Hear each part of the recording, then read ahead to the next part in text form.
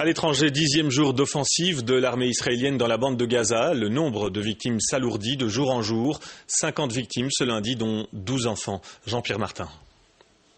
Une petite fille serre un bébé dans ses bras. Des dizaines de familles se sont réfugiées dans une école de l'ONU du camp de Jabalia, une zone où l'armée israélienne ne s'est pas encore aventurée. À l'autre bout de Gaza, un obus vient de tomber sur Rafah. Les enfants terrifiés cherchent la protection des mamans en colère. Les femmes et les enfants sont les premières victimes de cette guerre.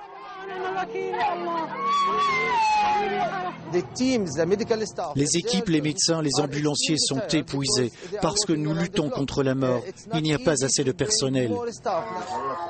Des cris d'enfants, des corps d'enfants. Le Hamas qui a pris le pouvoir il y a 1 an et demi à Gaza sait utiliser le poids et le choc des images pour toucher l'opinion.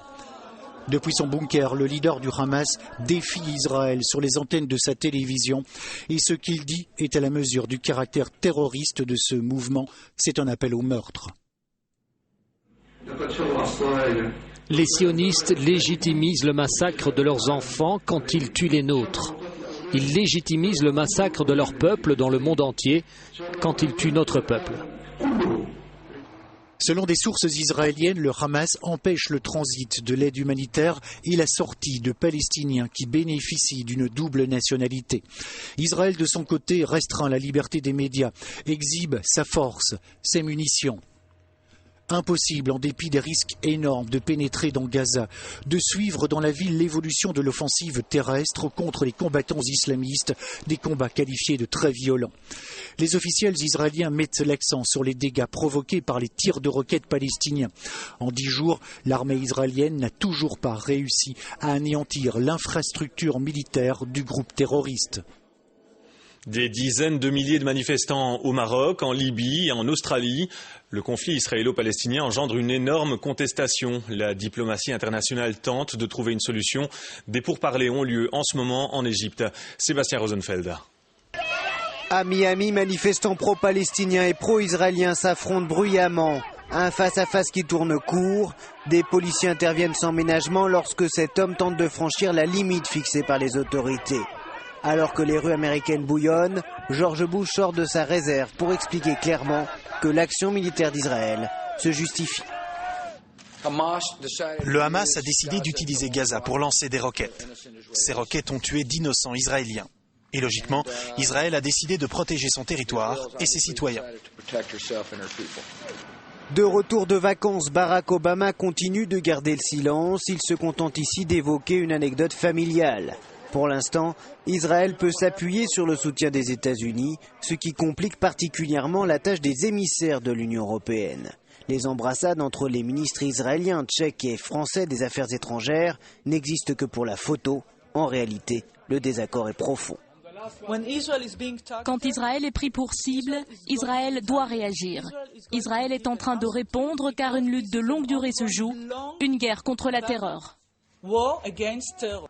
La communauté internationale compense ces divisions par une offensive diplomatique sans précédent. Après Tony Blair, c'est au tour de Nicolas Sarkozy de rencontrer le président Mahmoud Abbas pour tenter de débloquer la situation. Nous travaillons à une initiative commune avec nos amis égyptiens. Eux-mêmes sont prêts à mettre sur la table tous les problèmes pour que chacun soit en confiance. Je pense notamment au problème de la contrebande et des livraisons d'armes qui préoccupe nos amis israéliens. Nous savons parfaitement que tout ceci sera difficile. Le président français veut, selon ses dires, trouver les chemins de la paix. Mais la majorité des observateurs sont sceptiques sur ses chances d'aboutir. Le conflit provoque des tensions en Belgique. Des membres de la communauté juive ont notamment reçu des menaces de mort émanant de milieux islamistes. Olivier Pierre, Didier Carprio. À Anvers, des membres de la communauté juive auraient reçu une dizaine de menaces de mort envoyées par des islamistes, notamment par l'intermédiaire du blog de la revue Joods Actueel. Les auteurs y parlent de sacrifices.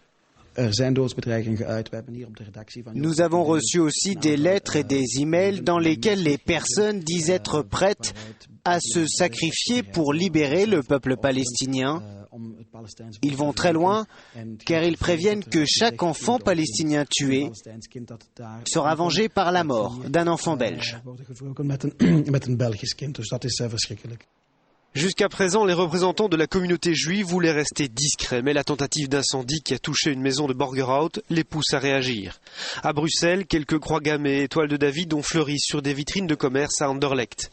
À Avenue Huysmans, ce tag dit « Tuer un juif sauve son âme ».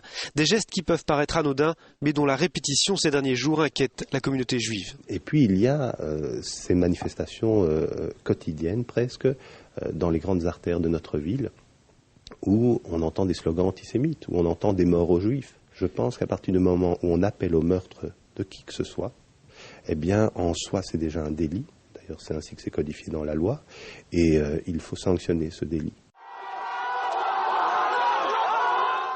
Car les représentants de la communauté craignent que ces menaces verbales évoluent en passage à l'acte. À Anvers comme à Bruxelles, la surveillance de la police est renforcée aux abords des synagogues et des lieux culturels juifs.